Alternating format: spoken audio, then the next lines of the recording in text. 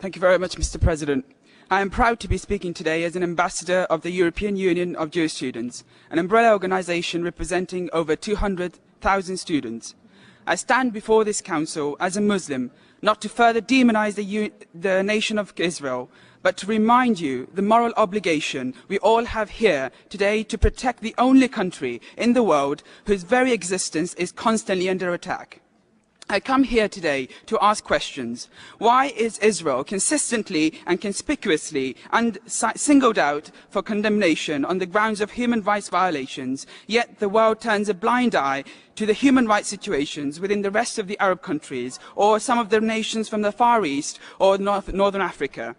The world was very quick to condemn Israel for defending itself from Hamas's unrelenting rocket and mortar attacks from Gaza. I ask you, what about the human rights of Israeli Jews, Israeli Muslims, Israeli Christians, living constantly fear of attacks from Hamas?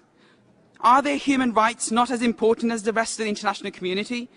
EUJS, as a youth movement, believes in the tolerance and campaigns heavily on non-discrimination of all. We have taken a number of actions to fight Islamophobia, anti-Semitism and Christianophobia. It is, however, a fact of history, and it is a fact of our nature, that we can choose to be between good and evil. And let us not forget that even now, there are those who would choose evil and would launch another Holocaust if left unchecked. People like Ahmadinejad should not be encouraged by the Human Rights Council, but halted from his anti-Israeli agendas. As a consequence of decisions being made at this council, anti-Semitism has regained a place at our universities, where at times it is not the mob who are removed, but the Jewish students under attack. And under the shadow of a hateful ideology, with global ambitions, one which targets the Jewish homeland as a scapegoat. Of course, like any country, Israel should be subjected to fair criticism. And like any free country, Israel subjects itself to such criticism. However, when there are members of the international community present here today who do not even accept the existence of Israel, how will such a nation ever be subjected to fair criticism? Finally, Mr. President, I request the international community gathered here today to take on their solemn duty to protect and promote human dignity at home and abroad by defending the vulnerable and by challenging the aggressors.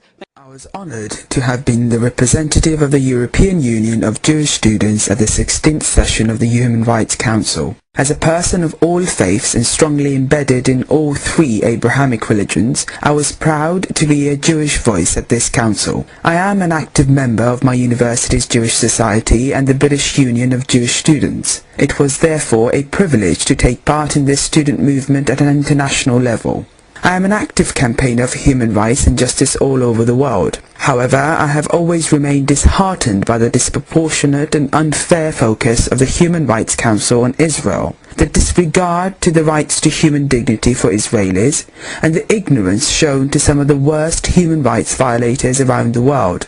I have spoken where I can via the United Nations Non-Governmental Liaison Service and various other NGOs and civil societies criticizing the Council for acting according to political considerations as opposed to human rights. However, I have never been more concerned of the consequences of the Human Rights Council's resolutions against Israel. As a result, we now see anti-Semitism having a stronger voice at our universities. It is for this reason I felt my voice was strongest represented from the largest Jewish student voice at the Human Rights Council.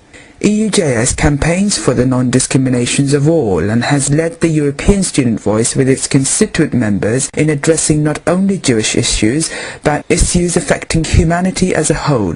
Although I claim Judaism, Christianity and Islam as all my religions, I have been nurtured as a Muslim all my life. It was therefore an opportunity for me to support EUJS's progressive agenda in interfaith collaboration and strengthen its voice at this council. Difficult to face such a biased audience at the council, however I remain proud that I have joined your movement in protecting and promoting human dignity for the citizens of a nation whose very existence is persistently under attack. Thank you very much, and may the peace and blessings of God be with us all.